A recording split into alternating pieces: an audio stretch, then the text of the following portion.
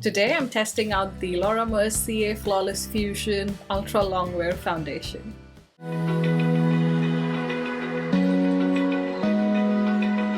Hey guys, welcome back to my channel.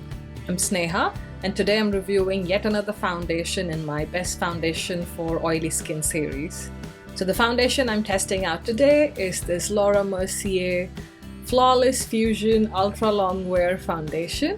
Now I was matched to two shades in the store. One was butterscotch and the other is suntan, but just because the foundations can sometimes look different in the store lighting, I decided to go with the darker one. So we have suntan right here. Now this shade is meant for tan skin tones with neutral undertones. So I do have to warm up my skin after using this just because it kind of makes my skin look a little flat. As always, I've moisturized my skin with this Ombre Slay Cream Concentrate. And now we're ready to prime our face, and I'm going to use the Scandinavia Primer Spray. So this foundation costs £35 in the UK and about $48 in the US. And it comes in the standard 30ml or 1 fluid ounce container. There are 21 shades available, at least based on the website in the US. And it's good that the undertones for each of the shades is mentioned on their website. However, for women of color and deeper skin tones, there's only like 2 shades available, so that's a total negative. I don't know if they plan to expand the range in the future, but as of now, it's more catered towards light and medium skin tones, unfortunately. So packaging is this frosted glass bottle with the name of the foundation on the top, and it's embossed on the top, so you can kind of feel the written portion on top of the frosted glass. And it has, I believe this is like a plastic cap, but it has this nice, I don't know, it's like a wood finish is what I can think of with these lines. Imagine a brown and black zebra instead of black and white. So those are the kind of lines on this. And it does come with a pump, which is awesome, but the pump is really tiny, so when you press down on the pump, only a small amount of product is dispensed each time. So I think that's good because usually people tend to take one full pump and then half of the foundation is kind of wasted or not used, or people then tend to use the whole thing and pack it on their face. So I think this is good that it has a small pump. But again, I don't think this is very travel friendly just because it's a glass container, and I think that cap, it feels like there is some resistance to it, but I don't know. It could come off easily. Now the good thing about this packaging is you can see how much foundation gets used. Now let's start with the demonstration. As always, one side with the Sephora foundation brush and the other with the damp beauty blender sponge. So I'm going to start with one full pump. So do you see how little foundation comes out in one full pump?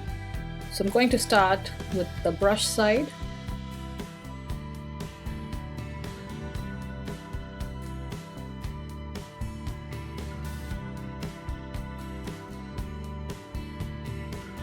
So this is what one thin layer of the foundation looks like. I'm going to use my finger, see if it's buildable on my cheeks. But I have to say the foundation is super lightweight. I can hardly feel it on the skin. It's like I didn't put on anything, or like putting on a moisturizer almost. It seems to have a nice soft matte finish, and it's building up beautifully.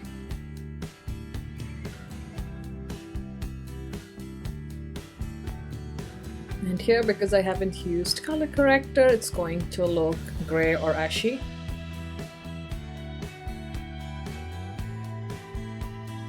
So I've used all the foundation that I had taken out.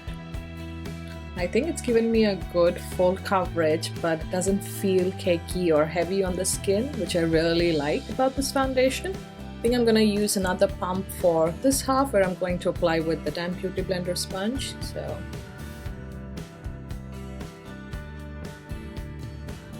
getting all the excess water off the beauty blender sponge. Now this foundation seems like it sets pretty fast.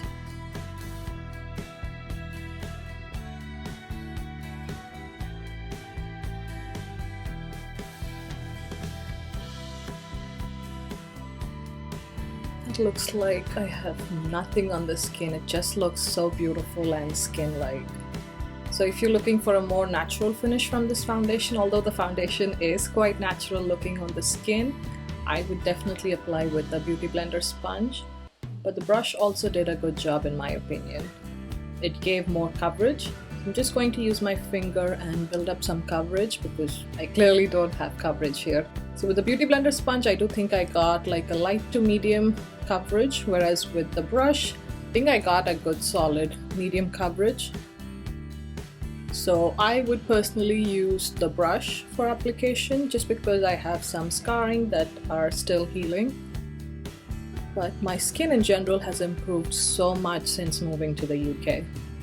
So backstory, my skin was good when I was in India, and then I moved to the US and everything went wrong. My skin just went nuts. I had hormonal imbalance and just started breaking out. So just have some scarring which needs to heal and lighten. Other than that, I don't really have major new acne or anything, at least those huge bumps that I used to get before in the US. Don't have that anymore.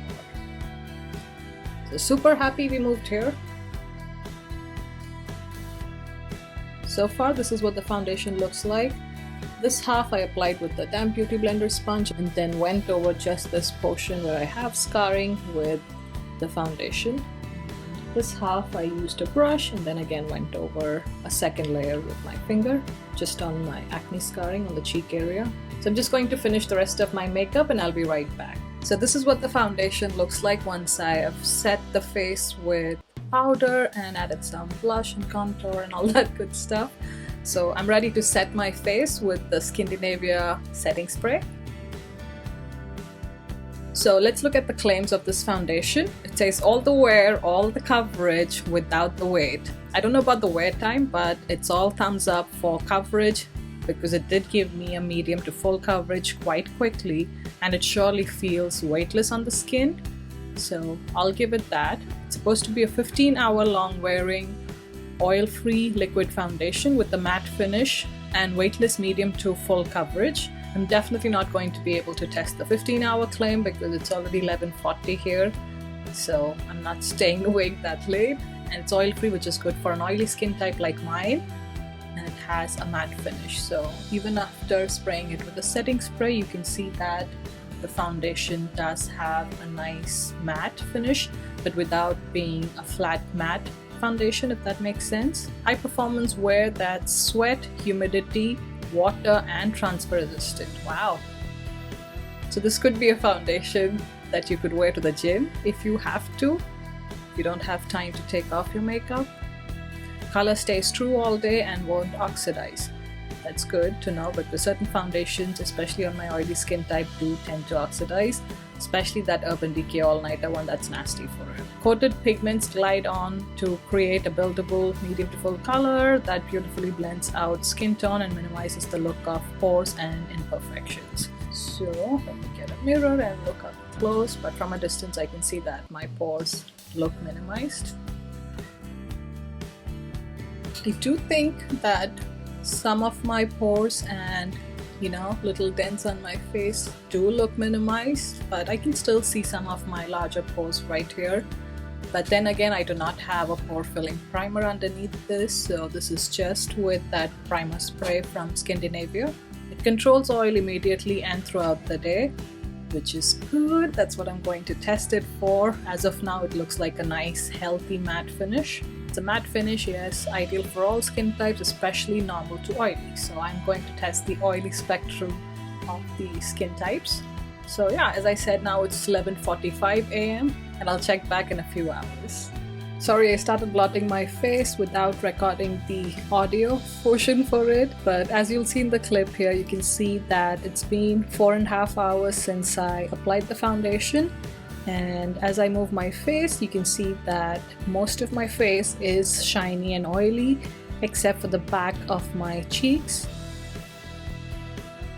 So I'm just using my NYX blotting sheets to blot my face. But at this stage, I can definitely see that the foundation has settled into the crease around my nose and also is exaggerating my smile lines by settling into it.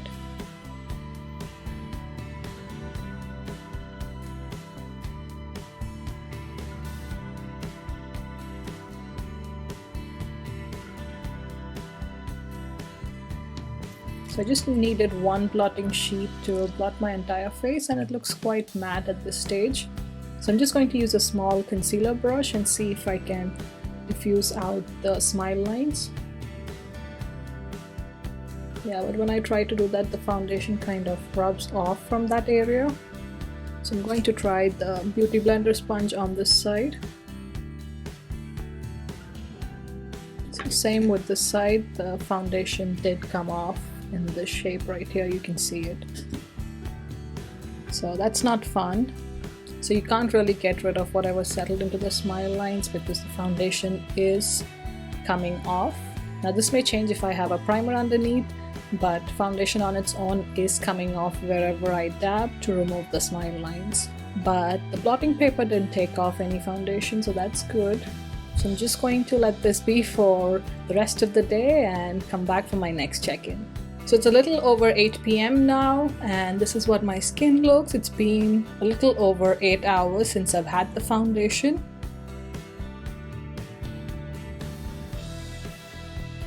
And about 4 hours since my last check-in where I blotted. So my face is again a little bit shiny, but nothing too crazy. And I think once I blot it, I think it's going to come back to its matte finish. So I'm just going to do that.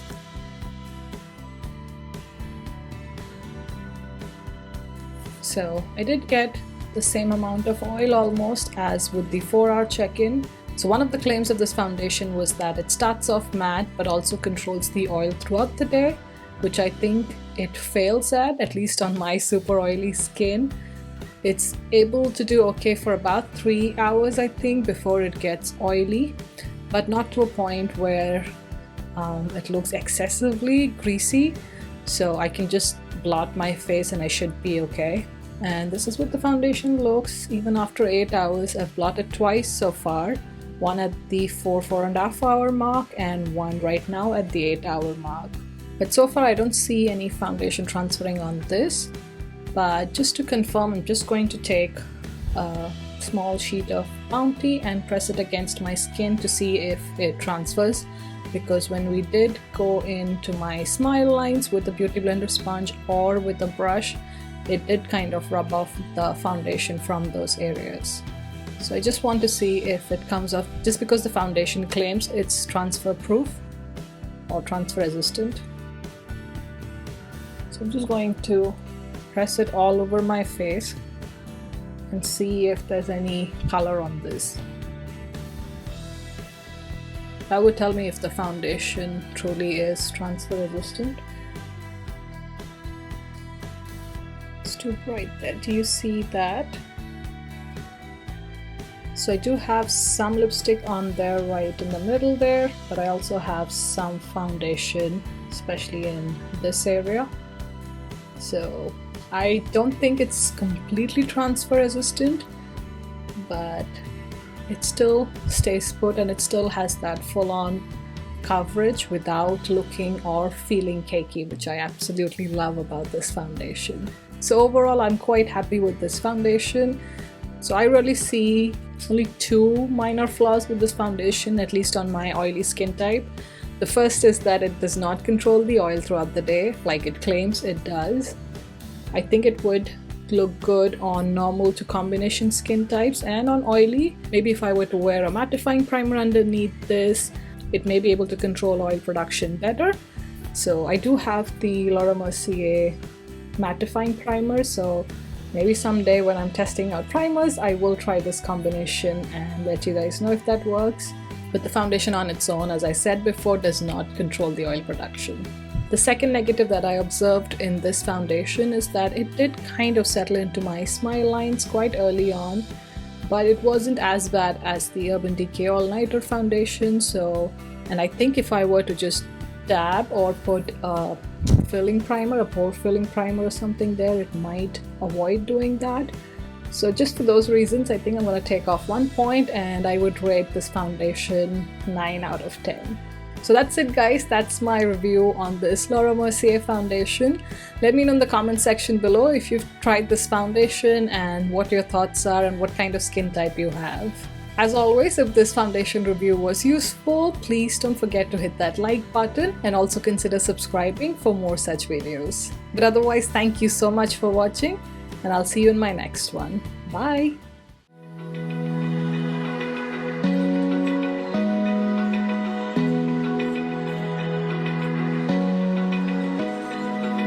Open eye, feel the waves cut through me.